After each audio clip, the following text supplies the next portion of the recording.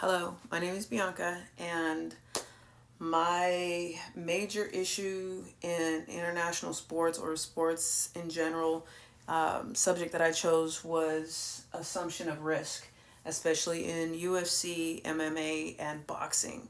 Now, we all know that, any contact sport, there's an assumption of risk related to it. But since this is more the field that I'm interested in, I'm going to focus on the fighting realm. So, things that come to my mind when we think about assumption of risk, I want to break it down into three categories. My first category is the fighter. So, what is the fighter's expectations?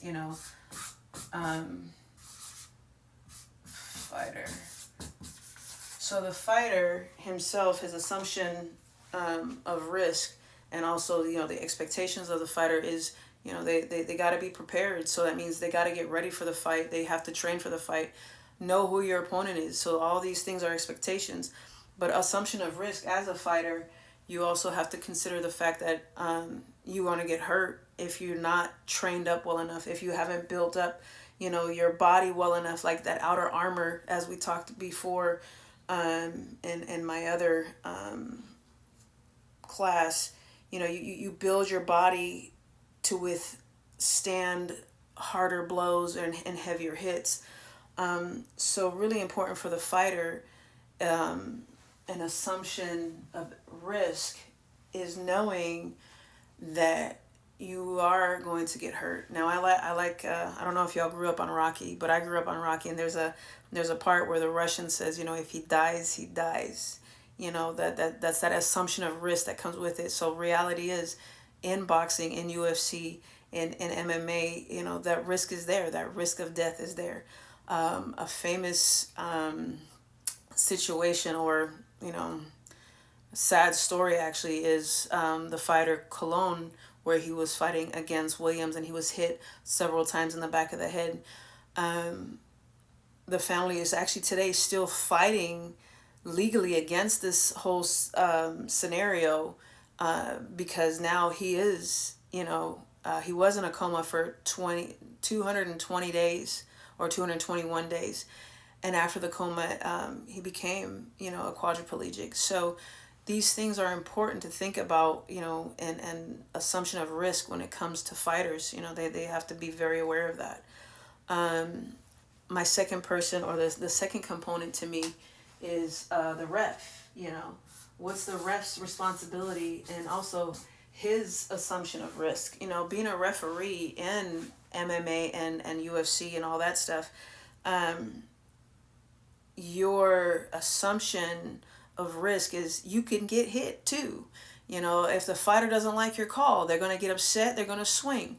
There's a couple examples there where there's a fighter internationally who was upset because he didn't like what the ref said, and hit the ref. There's also different situations where Conor McGregor is a good one. He jumped over the fence because he was celebrating his friend's win, and then turned around and it was trying to fight the referee, and multiple refs had to come in to pull him away. So as a ref, that assumption of risk is there as well, things that are going to happen to you. But also as a ref, what you face is, making good calls. You have to make a good call. You have to know when the life is at risk of this other, fighter, and knowing when to step in, because a lot of times a lot of refs make that mistake and they don't step in on time, or in time, not on time. An example is also where some fighters are Muhammad Ali is the first one that comes to my mind. He was fighting against Jerry Corey, and the situation came up, and they were in the seventh round, and Ali was like, "Look, the man can't handle it no more. If I put in my full force, it's just gonna be a bad picture." And so he's waving and trying to call the ref in and say, "Hey ref, look, I'm already giving him like the softest hits and he's falling over. It's time to go ahead and make the call." So stuff like that, again, reverts to the assumption of risk for the fighter, how fighters do look out for each other in certain fights, not all of them. How refs are also pulled into that, and they need to think about the assumption of risk. Can they ethically and morally even be okay with seeing or knowing that they had the power to stop the fight. Also, sometimes we have our coaches, that relates again to us who are coaches. We have to know how to assess the fight and see when to throw in the towel. Again, Rocky, they all wonder why he didn't throw in the towel. We get faced with these ethical situations and expectations. Moving forward, my third stakeholder, I guess I would call it, is the business itself. So the franchise or the federation, I'm going to just name it business for right now. Business. So their responsibility and also expectation of risk is that, okay, how is it built up? How is the security set up? How are the fighters protected through from the crowd itself?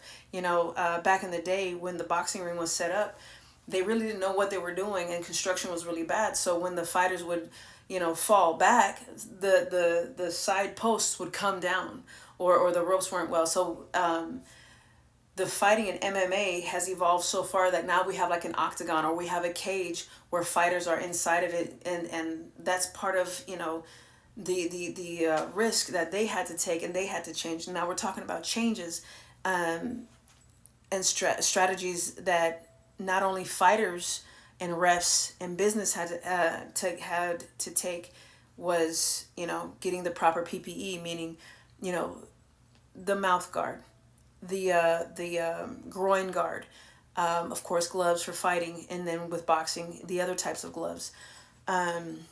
Referees have to know the rules were set, rules were made, because in the beginning kind of UFC didn't have really a lot of rules and regulations and stipulations. So all that is part of the changes and the strategic changes that were made to improve MMA and UFC fighting and boxing, so that these individuals are more protected. The business also had to take in consideration the fans. How do we keep the fans protected? How do we protect the fighters from the fans? Because a lot of fans want to jump in, and we've seen them in football games, we've seen them in soccer games, fans want to come in. So a lot of fighters even hire their own protective guards or their security guards or bodyguards, so that if something comes up, they at least have their team or their own kind of protective group there. So thinking about these expectations, the assumption of risk, what are these different aspects and how they have evolved from easy access to now the difficulties, and thinking of safety. I go back to even history where doors were even changed back in the day. You would have to, the doors were set to where, like, here's the door, everybody's coming in this way, but the door wouldn't swing that way. So if anything happens in the arena, the door was the problem and people couldn't get out. So nowadays, how even doors are set up in businesses and in sports, so all these things were taken in consideration and throughout the years, and those were the different strategic ways they made it possible for other people to be safe. Assumption of risk goes all the way also to the legal aspect when they go to court and fight for the wellness of the fighters and the players and all that stuff, so that they have some type of legal representation. But in the end, if you choose a sport like MMA, like UFC, like any combat sport, there is an assumption of risk that you are aware of when you play the sport and when you are, like in this case, fighters.